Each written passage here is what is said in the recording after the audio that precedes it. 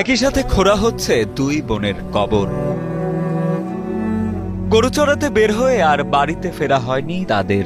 পানিতে ডুবেই প্রাণ যায় আপন দুই বোনের। 31 মে সকালে ব্রাহ্মণবাড়িয়ার নাসিরনগর উপজেলার গোকর্ণ গ্রামের সংস্থারখাল থেকে দুই বোনের মরদেহ উদ্ধার করে পুলিশ। পানিতে ডুবে দুই শিশুর এমন মৃত্যুর ঘটনায় পুরো এলাকায় যেন এখন বিরাজ করছে শোকের আবহ।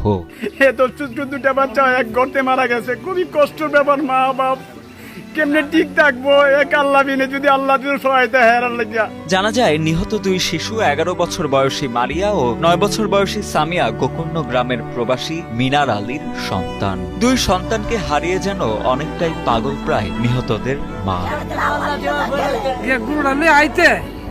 আইতে সময় বৃষ্টি নামছে, মানুষ এই সময় খালটা ফার নাই কি ওই নাই। এই বান্দার মধ্যে ভাড়া পড়ছে না ফুরে ফুরেছে বান্দার খানিটা পড়ছে, পরে সুতের টেলায় গাদাটা ফেলে দিছে।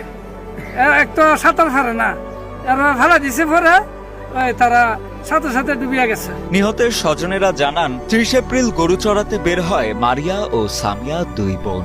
সন্ধ্যায় গরুগুলো বাড়ি ফিরলেও সময় মতো বাড়ি ফিরে আসেনি তারা দু বোন। এরপর সম্ভাব্য সব জায়গায় খোঁজাখুঁজি করেও পাওয়া যায় না তাদের সন্ধান। পরদিন সকালে নদীতে ভেসে ওঠে মারিয়া ও সামিয়ার মরদেহ। গরু পাইছে না, গরু না পাওয়াতে আবার ডাইরেক্ট ব্যাক করছে।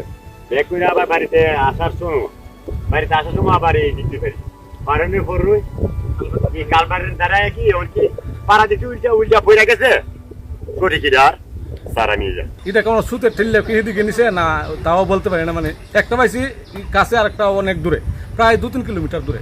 সারা গ্রামের মানুষও আনছে, পাইছি না। সকালে খাওয়া গেছে খালের মুহের মাঝে, জালের মাঝে আডু হয়েছে একটা, আর একটা যে ডুব দিছিন এখানে একটা ফ্যানের জালও আটকে রয়েছে।